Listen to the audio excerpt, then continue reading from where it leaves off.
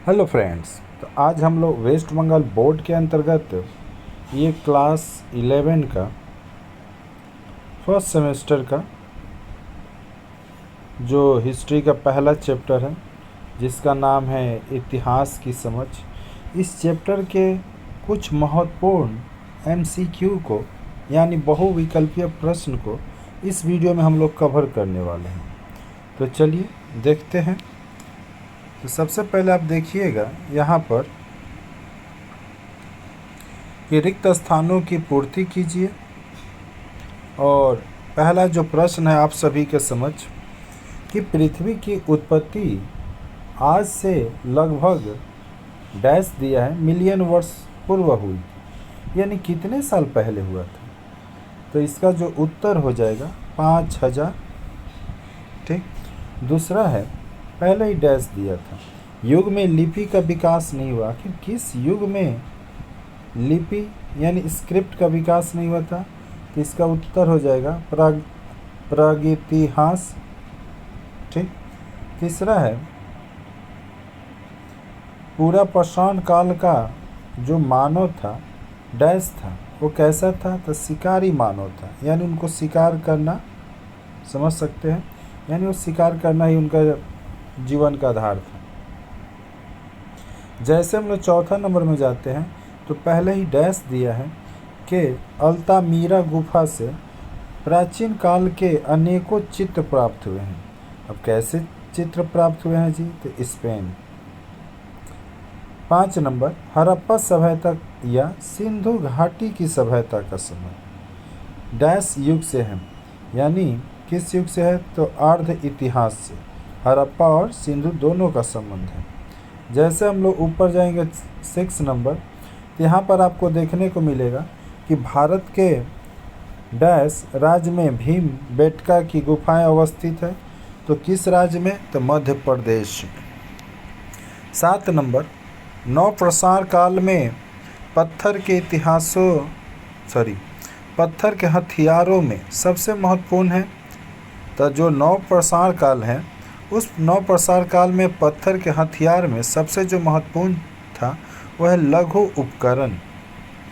जैसे हम लोग 8 नंबर मिस्र देश डैश के लिए विख्यात है। आखिर ये मिस्र जो देश है आखिर किस लिए विख्यात है। तो पिरामिड के लिए। वहीं पर खुफू का पिरामिड जो सबसे बड़ा पिरामिड है वहीं पर देखने को मिला। और 9 नंबर प्राचीन मिस्रवासी डैश नामक वृक्ष की छाल पर लिखने का कार्य करते थे। तो उसका उत्तर हो जाएगा पीपल। और 10 नंबर भारत में डैश ईस्वी के बीच आदि मध्य युग का कालखंड माना जाता है।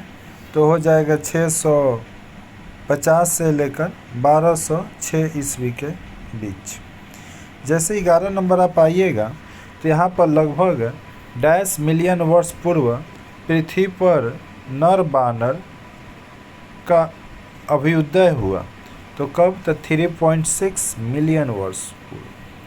12 नंबर नर बानर को भी कहा जाता है। तो नर बानर को क्या कहा जाता है। तो मानव समप्राणी यानी मानव के स्वरूप। और 13 नंबर मानव जिस युग में तांबा और पत्थर के सामग्रियों का व्यवहार करता था उस युग को क्या कहते हैं।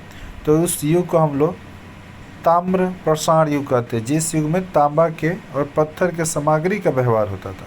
नाम में ही काम छिपा है। ताम मतलब तांबा हो गया। और आगे देखिए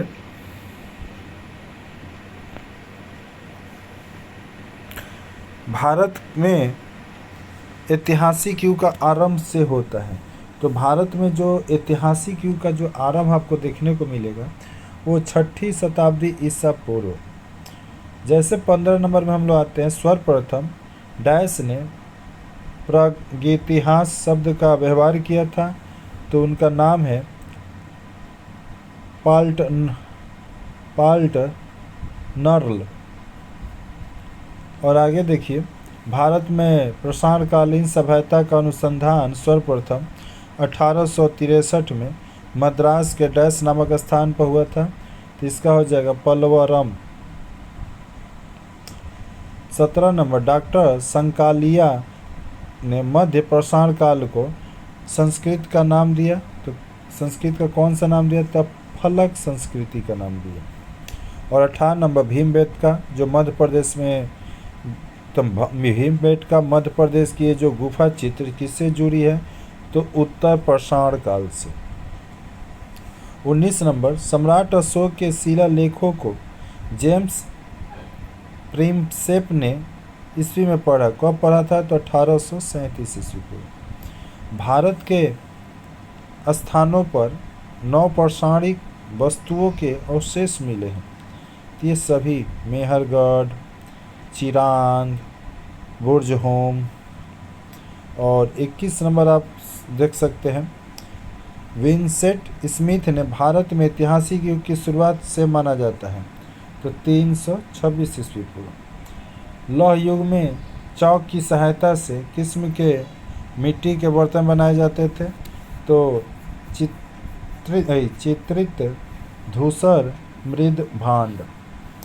अब जैसे हम लोग 23 आएंगे तो हीरो टिक और डेमोटिक लिपियों का उदय हुआ था। तो मिस्र में हुआ था। कहाँ हुआ था? तो मिस्र। 24 नंबर लिपि का व्यवहार हड़प्पा सभ्यता में किया जाता है। तो किस लिपि का? तो यहाँ पर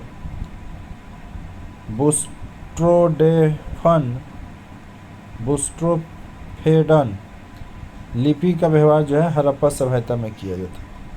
अभिलेखों के अध्ययन शास्त्र को कहा जाता है तो एपिग्राफी।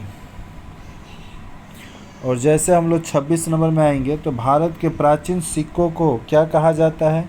तो आहट सिक्के। वाओ।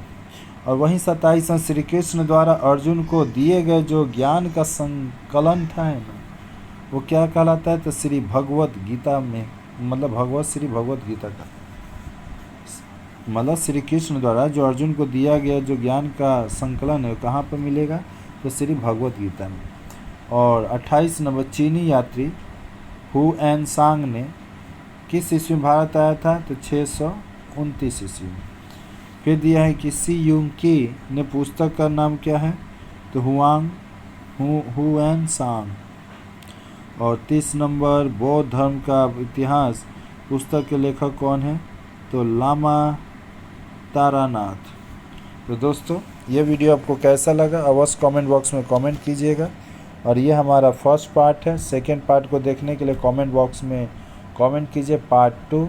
और बहुत जल्द ही आपको हिस्ट्री का फर्स्ट लेसन का पार्ट 2 भी वीडियो आप सभी के समझ उपस्थित हो जाएगा। और जिस सब्जेक्ट का वीडियो अगर आप देखना चाहते हैं बस सब्जेक्ट का नाम बोल दीजिए कमेंट बॉक्स में और लेसन का नाम, और बहुत जल्दी आप सभी के लिए वीडियो प्रोवाइड कर दिए। मिलते हैं नेक्स्ट वीडियो में, तब तक के लिए जय हिंद, जय भारत, वंदे मातरम।